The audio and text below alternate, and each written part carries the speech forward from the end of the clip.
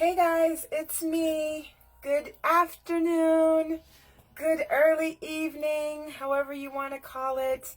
Today was such an amazing, blessed day. I stepped out on faith and I gave my testimony of overcoming molestation, overcoming rape, overcoming rejection, overcoming abuse, overcoming abandonment, overcoming the shame and the guilt and the humiliation attached to all of that, and a divorce.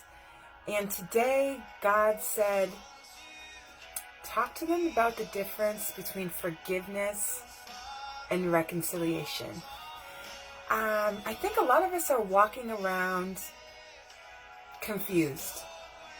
I think a lot of us are walking around with a burdened heart, refusing to believe that they have forgiven because they're not feeling happy feelings about someone, because it's not amazing, because you're not sitting down to eat dinner with that person, or you're not taking phone calls from that person, or you're not allowing that person in your life. You can forgive somebody and love them from a distance. Pastor Kim from the RTK says love them from the balcony. I call them long distance relationships, right? I'm going to love you from afar. It's Corona time. 6 feet back, sir. Okay, respect my space. But forgiveness, this walk of forgiveness, it's not about reconciliation. Forgiveness can lead to reconciliation. And that's when you get to the sit down at my table and eat, let's have a phone call, come over my house, all of that good and happy stuff. But in order to get to reconciliation, first you have to forgive. But you don't have to reconcile to have forgiveness. But you do have to forgive to have reconciliation. Follow me on this. I've been through a lot, guys. My molestations, my rapes, my abuse, my rejection, my abandonments. Everything was not amazing with my dad. Everything was not amazing with my mom. She left when I was 7. A lot of things happened to me. I think maybe I was angry with them. Maybe they didn't protect me. Maybe they didn't keep me safe. Who knows? But either way, a lot of pretty traumatic things happened to me. And then on top of it, I felt abandoned and rejected. And then I ended up in a marriage, not knowing what a healthy marriage looked like, not knowing how to love someone. I only received love through abuse, toxicness, and sex. And those are the relationships that I recreated. I feel bad for my ex-husband because I was not a good wife. I was a hurting, toxic mess. I knew abuse and I knew sex. So the sex was amazing, but the toxicity was on 10. And boy, could I cut with my mouth. Oh God, I could cut with my tongue. And I thought, man, this marriage is great because the sex was great, but we were hurting each other with our mouths, with our actions, with the way we interacted. And I feel so bad. We were together for 15 years and divorced for 1 year now. And I still look back at that and I'm sad. And I say, God, if you can just give me the chance to go back and fix it. I'm no longer a hurt person. I'm no longer a toxic person. I'm no longer a person who is bleeding. When we're hurt, we bleed on people who never cut us. We have to stop trying to get into relationships while we're bleeding. We have to heal first. A lot of us feel so alone and we want to be with somebody, so we're rushing to be with somebody, but we never learned to be with ourselves. We never learned to love ourselves. We never learned to look ourselves in the mirror and say, self, I love you. Self, I know it was hard. Self, I know the road wasn't great. Self, I know a lot of bad things happened to us, but we're still worthy. And until we do that, we should really stay away from relationships, away from trying to love other people or have other people love us. Because when you can't love yourself, you can't love someone else properly. I know this is supposed to be about forgiveness and reconciliation. I'm getting there, right? So, forgiveness is for you. Forgiveness is when you say, I no longer am giving power to the people, to the situations, and to the circumstances which cause me anger, bitterness, resentment, hate. I'm no longer giving power to the situations that cause me to look at myself differently, to feel differently about myself. I'm no longer giving power to that situation to control my emotions. Forgiveness is a surrender. I surrender the ability for that thing to ever hold power over me again. It will not change me. And when we forgive, we take control away from the person and away from the situation, and we take the power back. Forgiveness is never for them. It's for you. Pastor Kim says this thing, the healing, the hurt might not be your fault, but the healing is your responsibility. Forgiveness is you taking responsibility for the things that happened to you and saying, I'm no longer a victim. Forgiveness is giving up your need for an apology from the other person. Some of us are waiting for apologies that we will never, ever receive. So we hold on to so much hurt because we feel we deserve I'm sorry. We want them to acknowledge what they did to us and how it hurt us and how it changed us. Forgiveness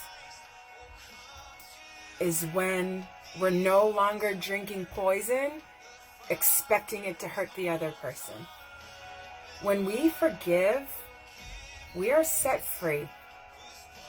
I have forgiven. I have forgiven my molesters. I have forgiven the people who raped me. I've forgiven my dad for physically and emotionally abusing me. I have forgiven my mom for abandoning me. I've forgiven, which means I no longer allow those things to tell me I'm not worthy, to tell me I'm not valuable, to tell me I'm not lovable, to tell me that there's just no purpose, there's no love, there's no worth here.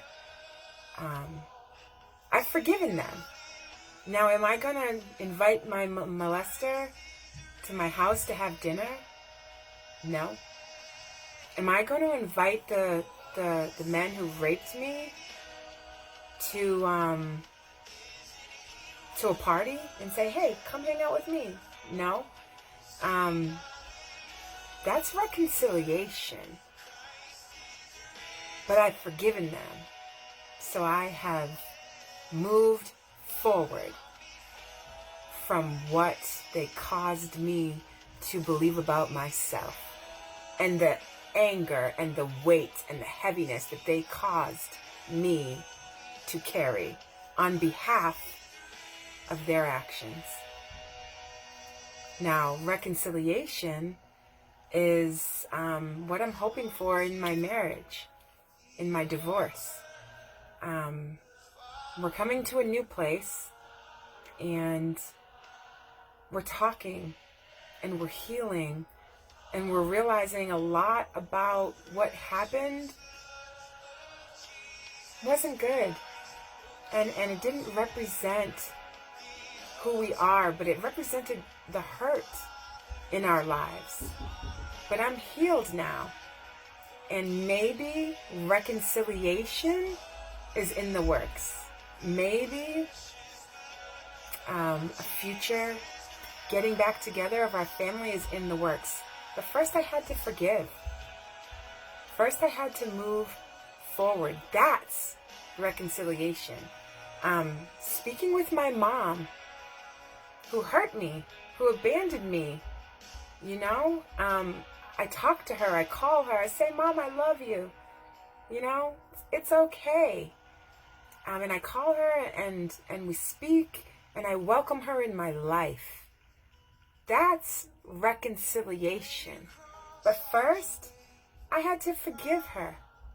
I had to acknowledge there was pain there. I had to acknowledge there was hurt there. And I had to dismiss the power of that to further change me. And then I was able to reconcile with her. Reconciliation and forgiveness are two different things. Please stop walking around thinking that you don't have forgiveness for something that you've let go of. Something that you have said, you can't control me anymore. You have no power over me anymore. I refuse to hold anger and resentment and frustration and bitterness and hate and ugliness in my heart over you any longer. Just because you don't want to have dinner with that person and have a party with them and bring them into your life, it doesn't mean you have not forgiven them. You can love them from a distance. Long distance relationship. Like Pastor Kim says, put them in the balcony, right? Some people deserve season tickets to the balcony. Some people deserve lifetime tickets to the balcony. They're forgiven, but we don't want to reconcile with them. We don't want to welcome abuse and toxicness back in our life, or that hurt back in our life. But when the hurt comes back up, when we think about them, that is when we forgive again. Forgiveness is a process that you continually go through every time an emotion, a feeling, a thought, or anger, or bitterness, or hate creeps back on us and makes us feel some sort of way. In that moment, we have to forgive again. God says forgive 70 times 7.